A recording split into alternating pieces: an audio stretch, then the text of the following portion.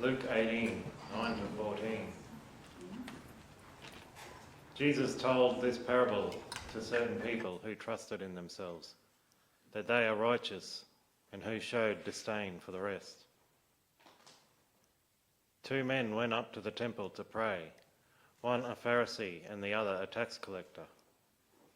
The Pharisee, standing by himself, prayed this: God, I thank you that I am not like the rest of the people, crooks, be unrighteous, adulterers, or even like this tax collector. I fast twice a week. I tithe absolutely everything I acquire. The tax collector, standing at a distance, did not want to even lift his eyes to heaven, but beating his chest said, God, have mercy on me, the sinner. I say to you, this one, the tax collector, went home right with God, rather than that one.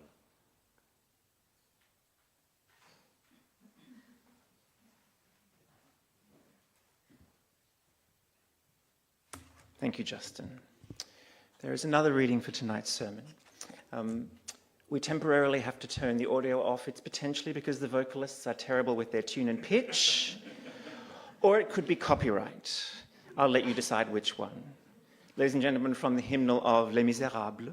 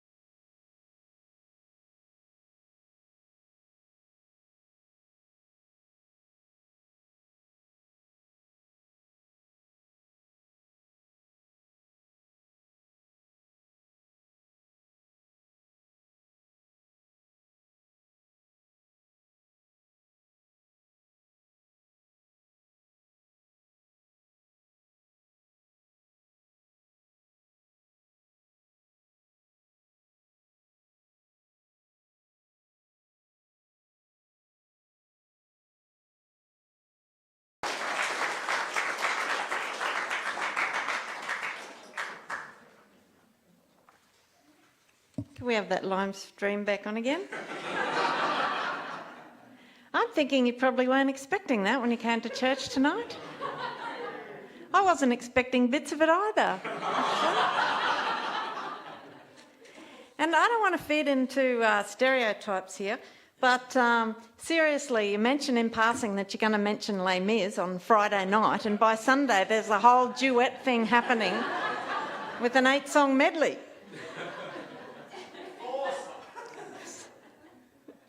I went to see Les Miserables on Thursday night. It was a brilliant performance, although I hear Margaret was like, But it is just my all-time favourite musical. I love Les Mis. I love the soaring music. I love the powerful voices. I love the sets. I love the costumes. But most of all, I love the story.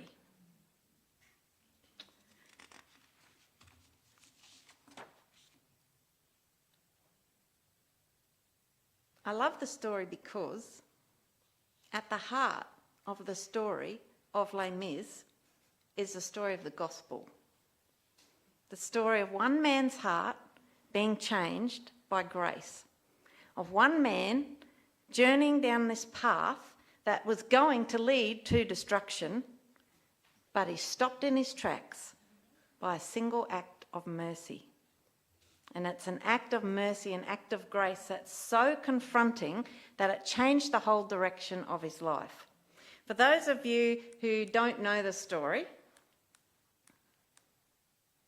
Les Mis takes place during the French Revolution. Who loves Les Mis? Can we? Yes, because I could hear people singing up the back.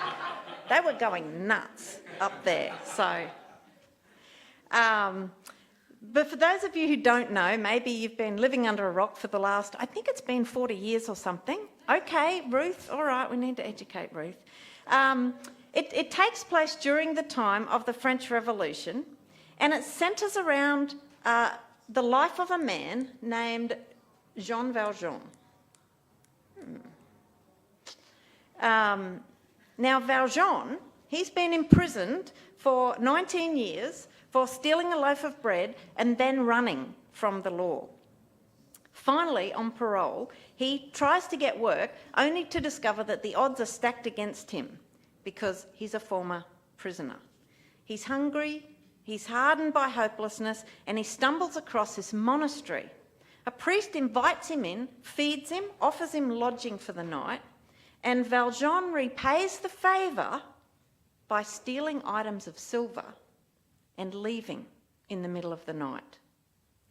Well, the law quickly catches up with him, but as two police officers are about to arrest him, the priest appears and tells the officers that he has gifted the silver to Valjean. And in fact, he then presents Valjean with two more items of silver that are the most expensive of all. And he says, "Oh, Valjean, you accidentally left these behind. How could you leave the best behind?" So the officers reluctantly leave. What can they do?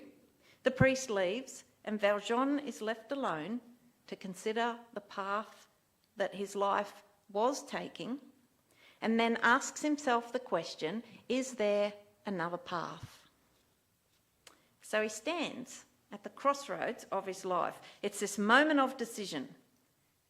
And Valjean, after staring into the void, decides that he must choose a different path of life, one in which the mercy shown to him needs to be shown to other people through his life.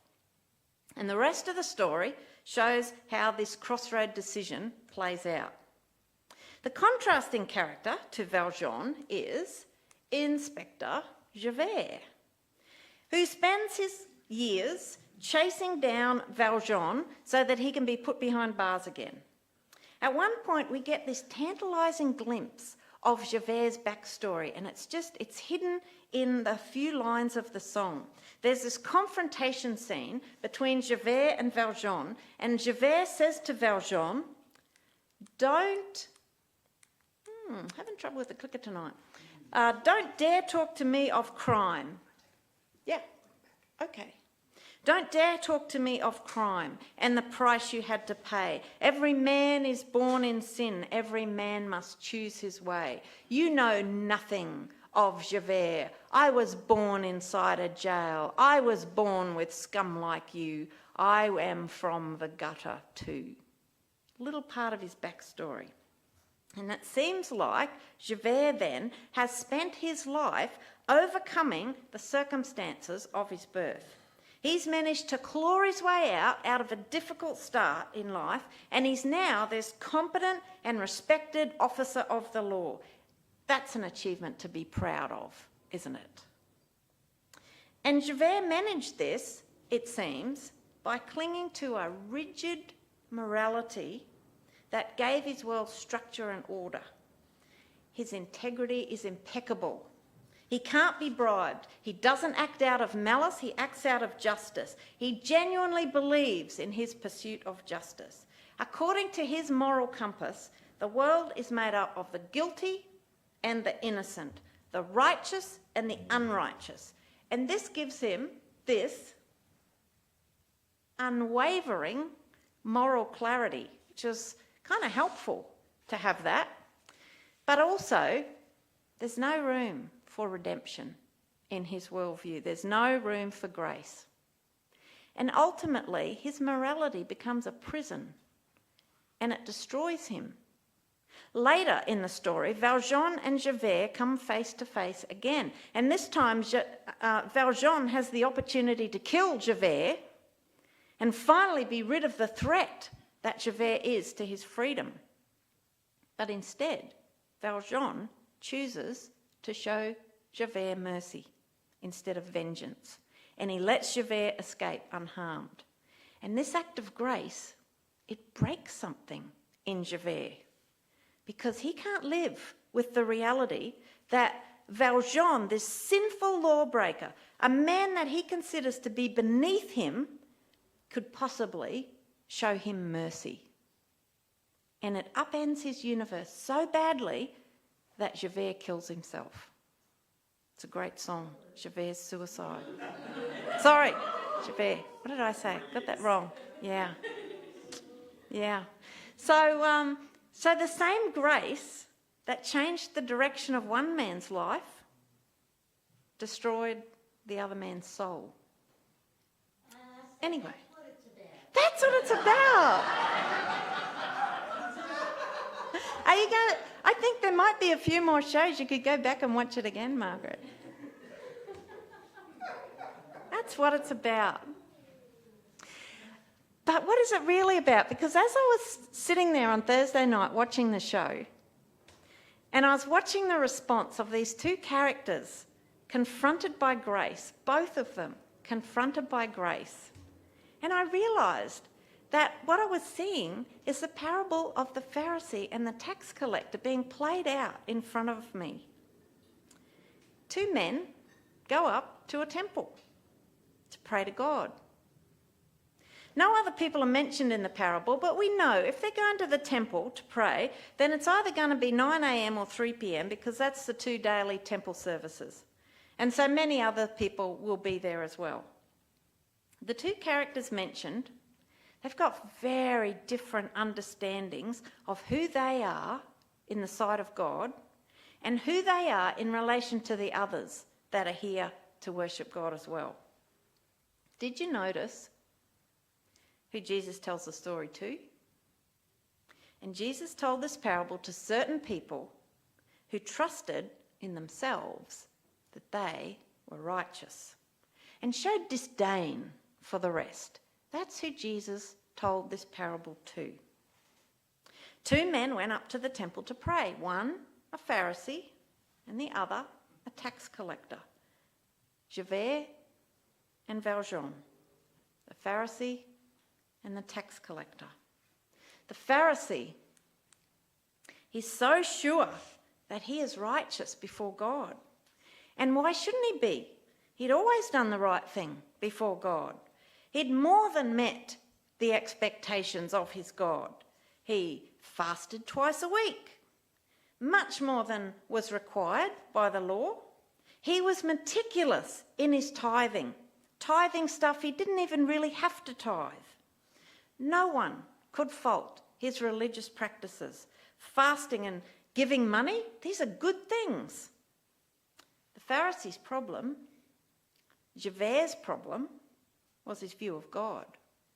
A demanding God who would only be happy with meticulous religious practice.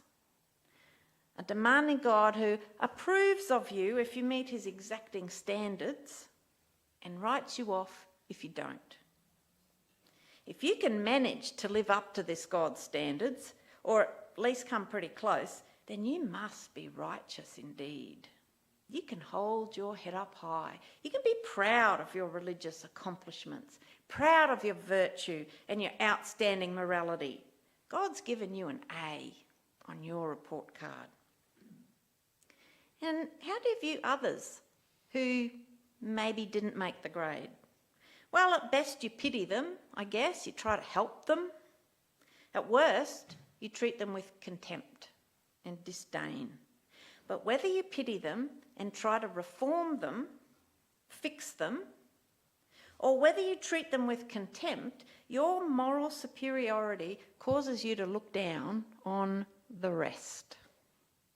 Javert, the Pharisee, trusted in his own righteousness and he showed disdain for the rest. He viewed Valjean with contempt because Valjean had failed Javert's God's morality test. He got an F on his report card from God. Did you notice that in the story Jesus told, the Pharisee stood apart from the rest because he didn't consider himself to be one of the rest. The righteousness that he thought he had before God gave him the confidence to judge the rest. Because he's not like the rest. He's not like crooks or adulterers. He's not like that tax collector over there. And that's Javert too. He's not like Valjean. He's in a different category. He's pulled himself out of the gutter and he's made something of his life. So he can judge Valjean for who he is, for the mess that he's made of his life, right? I don't really like Javert. Do you like Javert? I really don't like Javert. But you know, I can kind of empathise with him because there's a little bit of Javert in me. And I catch a glimpse of him every now and again when I find myself trying to fix someone. When I'm blaming someone, when I'm criticising you and I fail to see my own faults. I don't know what is it in us that gives us permission to judge others more harshly than we judge ourselves. Why do I assume that you arrived late because you're obviously not well organised? And I arrived late because, well, there was unusually heavy traffic. Why are other people's failures related to, I don't know, their laziness or their ineptitude, and my failures are due to extenuating circumstances? Why is the speck in your eye so obvious to me?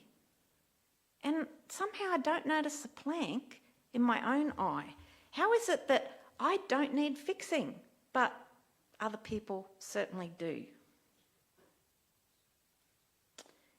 If I set myself apart from others, when I catch myself thinking I'm better than someone else, more righteous than someone else, when I see that someone else needs reforming, but not me, when I catch myself standing apart from the rest, then that's when alarm bells should be going off in my mind. Red flags should be waving wildly. And I need to throw myself at the feet of God and say, God, have mercy on me, a sinner. But not at the feet of Javert's God. I don't want to throw myself at the feet of Javert's God. I need to throw myself at the feet of Valjean's God. I need to pray the prayer of the tax collector to that God. The God that Valjean met was embodied in the priest. And that is the God of grace, the God of second chances, not the God of Javert's demanding, exacting standards. When Valjean is caught red-handed with the silver that he's stolen from the priest, Valjean's expecting to be condemned. I mean, after all, he threw the priest's kindness back in his face. He repaid his act of grace with an act of theft. But instead of siding with the law, the priest sides with Valjean against the law. And Valjean receives the mercy that this tax collector asked for. And that mercy is a mercy that changes people. It's grace that helps us fess up to our own faults, to look at them, to look at our sins and our flaws without that destroying us. Condemnation, it weakens, it destroys, it diminishes, but grace is cleansing, strengthening, makes us resolute, it transforms us. In the priest's act of grace, Valjean is confronted with the God of grace and the grace of God. And it transforms him. It changes his life in an instant. And from that moment on, grace becomes the North Star of Valjean's moral compass. And Valjean lives out the rest of his life not with a sense of condemnation, but out of this abiding sense of gratefulness. And I like to think that this tax collector did too. That this tax collector found grace and was changed by it. Valjean didn't ever stand apart from the rest. He never felt disdain for those who crossed his path. And you know, some pretty unsavoury and foolish characters crossed his path, as we saw in some of those songs. But he didn't even stand apart from them.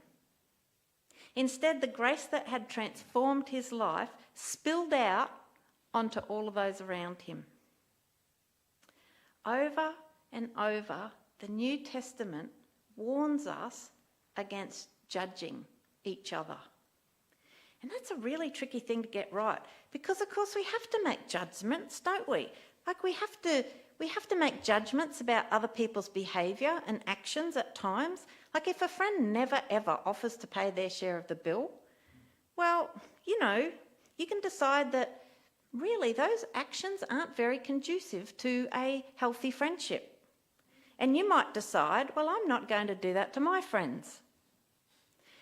Drawing boundaries around what you'll put up with in a relationship, that's a judgment that you might have to make. So we evaluate people's behaviour all the time. And really it would be foolish not to. Because we want to become people who actually learn not just from our own mistakes, but from the mistakes of other people. And that's something we should all pursue.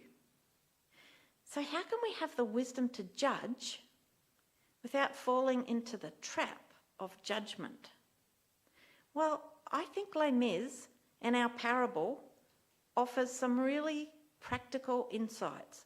When we find ourselves standing apart, looking at others at disdain, if we find ourselves thanking God that we are not like the rest, when our pursuit of justice isn't tempered with large amounts of compassion and grace, when we find it difficult to accept grace from others, when we find ourselves wanting to reform others, seeing so many specks in the eyes of those around us, but we can't remember the last time we noticed a speck in our own eye, well, then we know we've stepped over that line and we need to get back across. We've moved from sensible and wise evaluation that can help guide us through life into the dangerous territory of forgetting the grace of God and trusting in our own righteousness. Do not trust in your own righteousness. Do not. Trust in the compassion of God. Trust in God's mercy towards you, in the grace that overflows from the heart of God and that can't help but spill out onto other people. So that's what Les Mis is all about, Margaret.